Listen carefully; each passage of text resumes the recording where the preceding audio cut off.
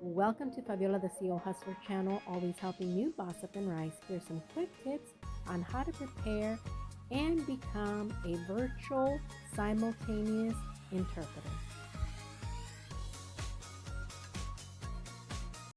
Always be prepared for your assignment. Find out who your client is, how many participants, get the names, as well as information to help you better prepare with your notes, your terminology, so that you can provide the best service possible.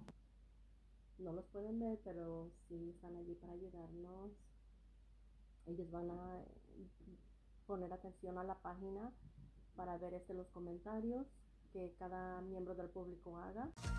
Remember, being a professional interpreter, it takes more than just speaking a second language. It takes preparation, skills, terminology, and understanding the industry so that you can provide the best service possible. Learn more. Link is in my bio.